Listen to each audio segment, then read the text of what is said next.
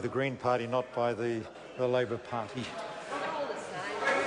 Question number 4, the Right Honourable Winston Peters. Mr. Speaker, my question's to the Minister of Immigration and asks, the Prime Minister and asks, does he have confidence in the Minister of Immigration? The Right Honourable Prime Minister. Yes. The Right Honourable Winston Peters. Supplementary question. How can he have confidence in the Minister of Immigration when he told the House on 40 November that they will, and I quote him, need to meet health and good character checks, end of quotes, when in fact Immigration New Zealand rules regarding visitor visas mean that most China Southern Airlines passengers will not be subject to any health or character checks at all? The Right Honourable Prime Minister. Mr. Speaker, the member really, if he's got very detailed questions, needs to put them down to the Minister of Immigration. But my understanding is people, including the China Southern guests that come to New Zealand, visitors that come to New Zealand, will still need to apply for a visa, have all of those conditions. What they'll be waived is the economic test, because the number of miles that they've flown indicate that they have got the resources to go back to China. The Right Honourable Winston Peters. How can he possibly have confidence in a minister that has him now making that answer, given that the average length of stay in New Zealand for Chinese tourists is 5 days? How can he then continue to defend his minister's claim that they, and I quote him, still will need to meet health and good character checks, end of quotes? The Right Honourable Prime Minister. Mr. Speaker, I don't think the length of time that Chinese tourists stay in New Zealand has got anything to do with the question the member's asking. Chinese tourists tend to come for smaller periods of time at the moment, but that's one of the reasons why we're working aggressively in that market to build up the length of time that they may stay in New Zealand so that they become higher spending consumers. That's true also in Japan. Point of order, the Right Honourable Winston Peters. Mr. Speaker, the Prime Minister is being asked, how can his Minister of Immigration make those claims when that is not what the law is not what's being applied by Immigration New Zealand either? I'm not interested about the high value of business. Order. No, the member is now debating the matter. He can raise a point of order whether or not his question was answered. In his question, the member mentioned issues to do with how the Prime Minister could say what he said, given that they stayed here only 5 days, if I remember correctly. And what the member is now just raising by a point of order doesn't match exactly the supplementary question he asked.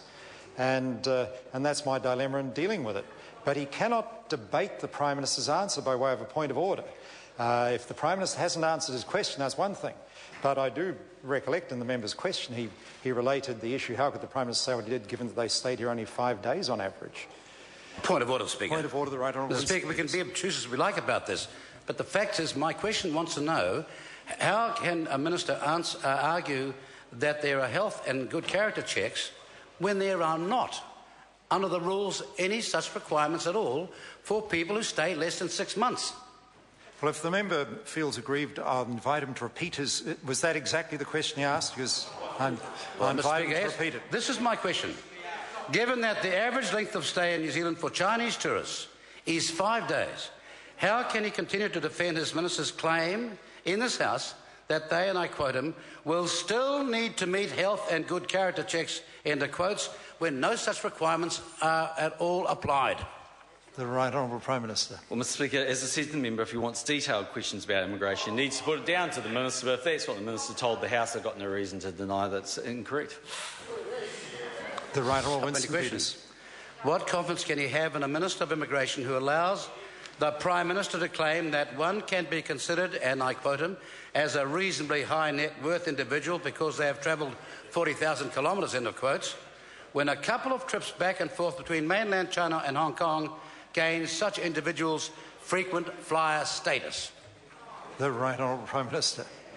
Well, Mr. Speaker, I don't have a GPS machine with me, so I can't exactly tell you how far it is between mainland China and Hong Kong. But I suspect you might have to do a bit more than a couple of flights. But in principle, there is quite a lot of logic by saying that if people can meet those frequent flyer sort of tests that China Southern have, they're likely to be reasonably high-class individuals.